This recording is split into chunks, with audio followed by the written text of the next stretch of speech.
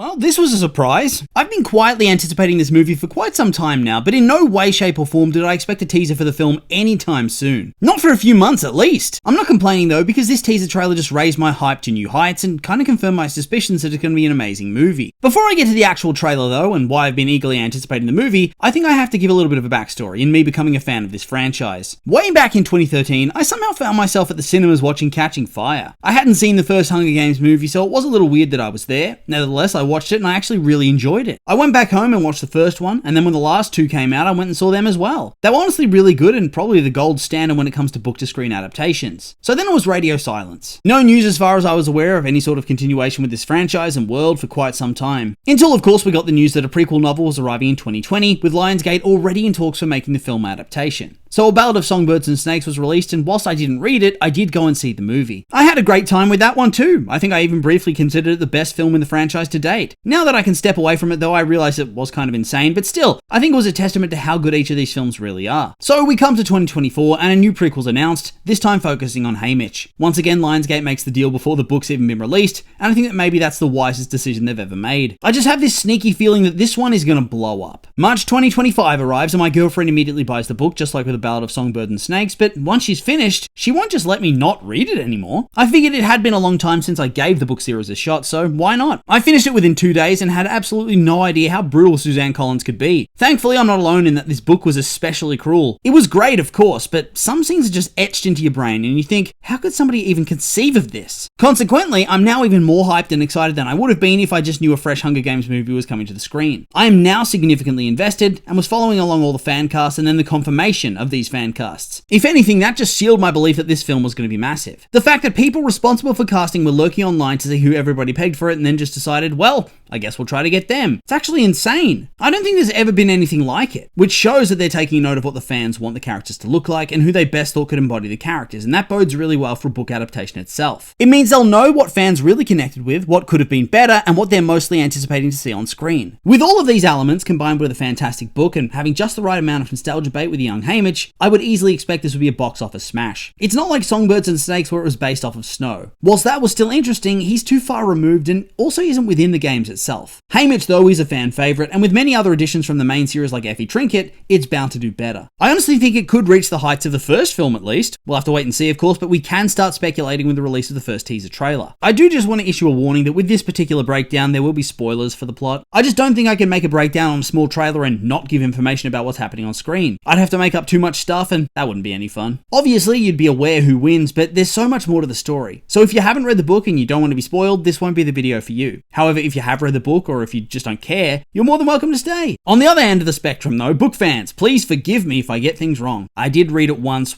8 months ago? I'll do my best, but there's probably things I'll miss or can't quite remember, so don't flame me. With all that out of the way, let's get started, shall we? We start off with the reaping scene where we're introduced to the District 12 escort Drusilla Sickle. Immediately, this scene's amazing, with her coming in on a trolley and using guards of some sort to help her off and walk her to the microphone. This character is the absolute worst, and so it's great to see her so comedically villainous. The fashion and expectations of gluttony within the capital get more and more apparent as the story progresses, so it's great to see they've nailed that immediately with her look. Drusilla's described as having terrible fashion sense, and with the gaudy yellow and black dress that appears to be holding her together in a way, really demonstrates that well. You have the thumbtacks in her face, just like in the books, holding her skin back, really highlighting the cosmetic procedures the capital residents undertake. I also like that it looks as if she's dressed for the military, despite the fact that she'd have absolutely zero experience in any sort of service or combat. The trolley though really just makes it, especially since she later breaks her hip falling down an escalator. It shows how she has minimal physical activity in comparison to the people working in the districts, and also the fact that I think there was something to do with her heels and how they were too high or something. So for the sake of fashion, she can barely walk and sacrifices that to look good in her mind. I also really like the raven perched on her head, which is a reference to the song that is the namesake for Haymitch's girlfriend. It really demonstrates the detail that they've put into making the movie, and I can't wait to see more nods and symbolism used from the book. Can we also just talk about the District 12 square where they're reaped? Compared to both Songbirds and Snakes and in the first Hunger Games, you can clearly see the progression on how the town's shaped over the past 64 years. Obviously, Haymitch's time is closer to Katniss's, and so you can see there's been significant development. However, they keep some things from the earliest reaping we've seen, such as the pipes connected around the stage. One thing I will note though is that in both Lucy Gray's and Haymitch's reaping, there's a cement pathway to the stage, but in Katniss's, it's just gravel. It would have taken a lot to rip up that concrete, so I'm wondering why it almost looks like District 12 is more poor in the later years than they seem to be in Haymitch's time. I suppose after Haymitch's games, they might have come down harder on the districts as Snow got a whiff of rebellion, but as far as I'm aware,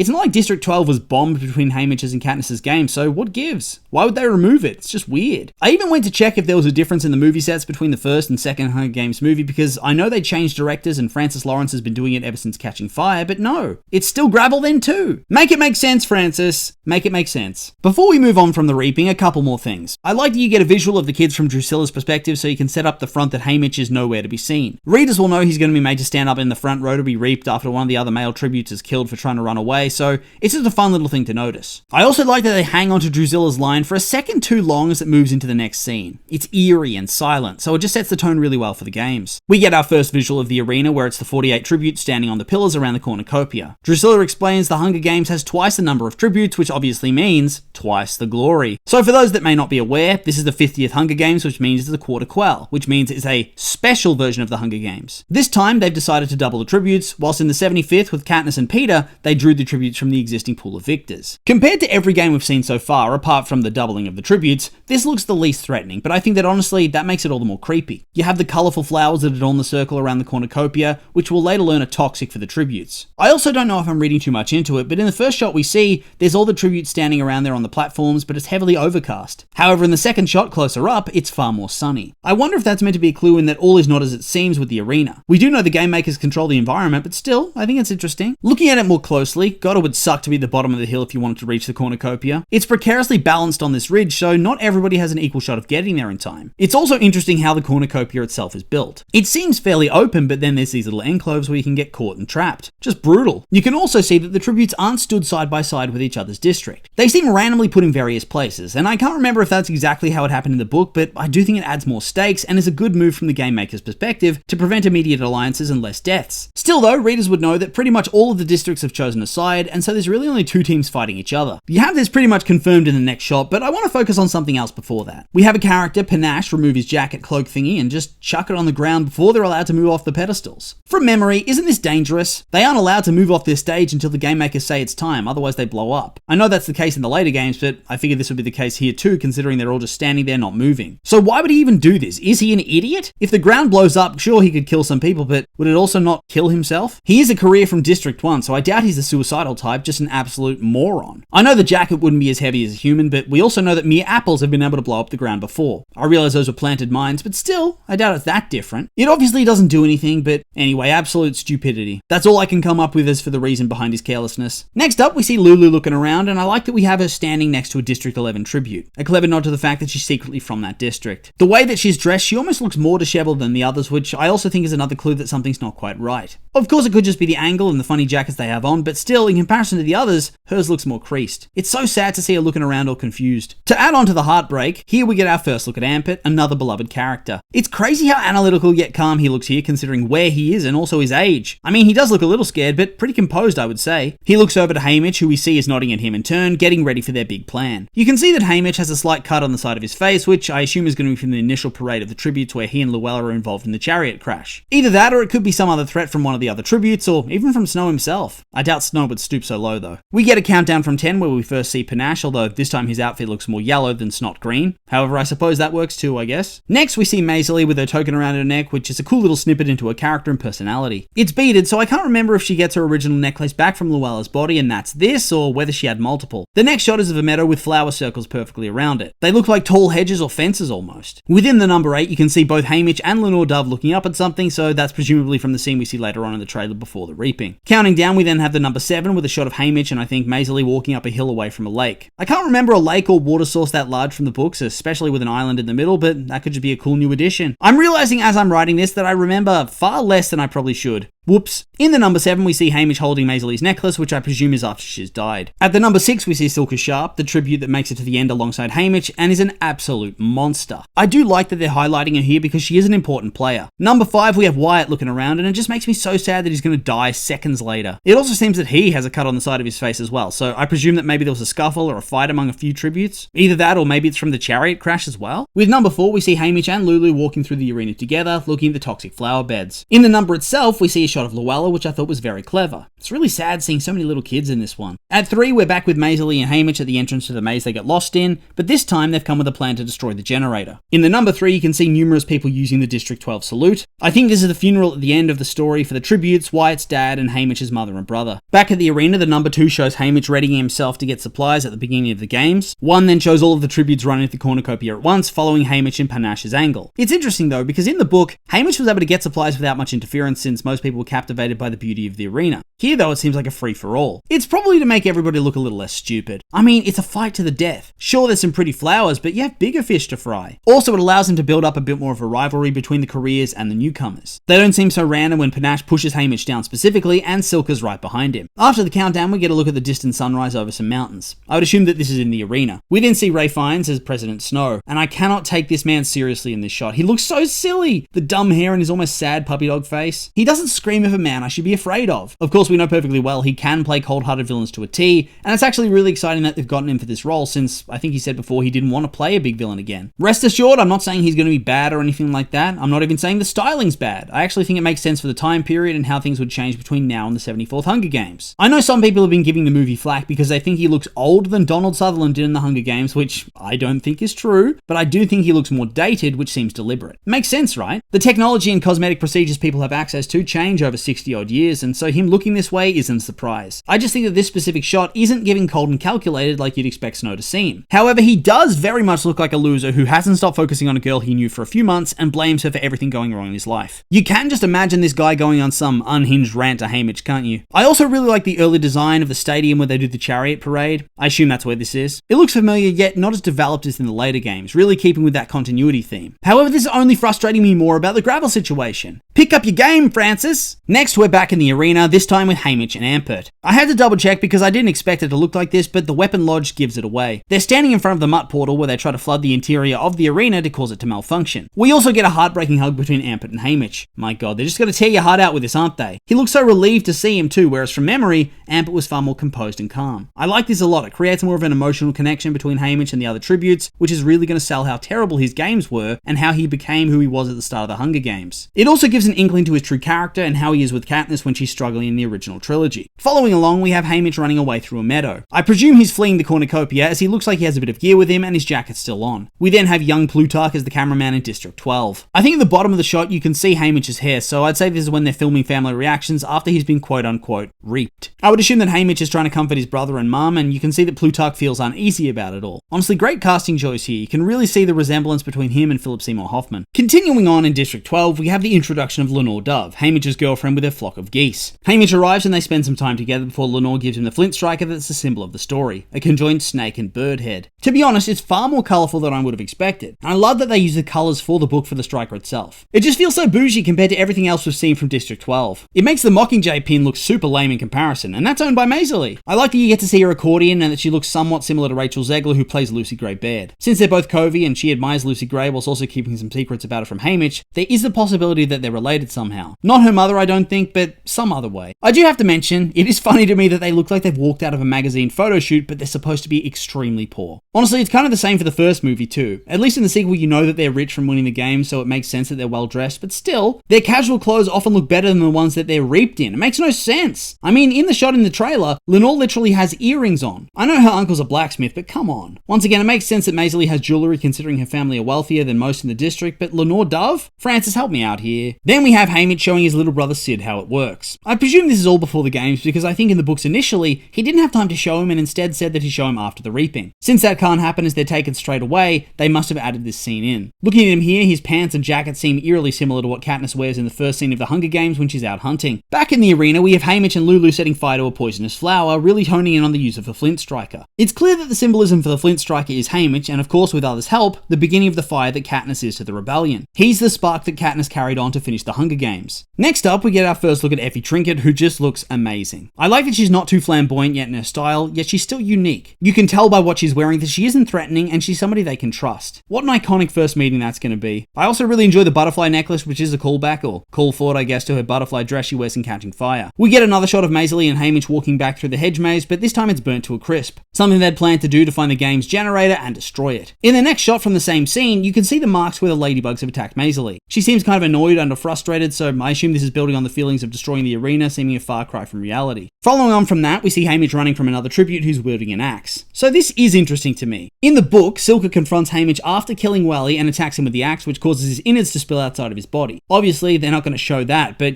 you can see him clutching his stomach. It also makes me wonder how much they're going to show of Wally's death. It's been up for debate in the fandom for quite some time. For those that don't know, and if you've come this far, it's clear you don't care about spoilers, her head gets chopped off and she's holding it when Haymitch returns. Now, having a teenager holding a child's decapitated head in your young adult dystopian movie, it's probably a bit far, but I still think from the axe and everything that they are going to go through with it. It probably just won't be as graphic. Maybe the head will be blurred and out of focus, or you'll just see the hair or something and it'll zoom away. Back to the shot though, Haymitch is leading her to the edge of the cliff that we just saw. Just so you're absolutely aware, the next scene shows Silka's face, so you know who just did that to Haymitch. I tell you what though, how pissed would you be when you've literally sliced open the other tribute and there's only the two of you left, but you still lose? Moving on from that, we see Haymitch open the entrance to the underground tunnels where the mutts and the game makers come out of. When I initially saw it, I was a little confused as I thought it was surrounded by blue crystals. However, in retrospect, it's just some blue lighting on the flowers outside of the entrance. This is at night as well, so the only scene it could be is when Ampit and Haymitch are conducting their plan to explode the water tank in their first attempt to destroy the arena. Jumping again, we're now at a fight between Panache and Haymitch where he's ambushed by him and two other tributes. Haymitch manages to kill the first two before Panache bests him, and Maisley comes in for the save. There's another clip as well with more of that battle, I think. Can't quite tell, he does have quite a few battles with other tributes. Back to District 12 again, we're at the Reaping with Drusilla having a drink, as if this is some Christmas work party and we aren't drawing a lottery to see children get brutally murdered. Then there's a shot of Haymitch's home burning down with Katniss's parents holding him back. We have yet another scene in the games of Haymitch screaming, which obviously pairs well with the previous scene of his mother and brother being burned alive in the house. However, I can't quite pick where this scene's from. Initially I thought it might have been Ampit's death, but then I realized it couldn't be because it's at night. It could be Lulu or Maisley's death, but I kept focusing on him clutching his stomach, so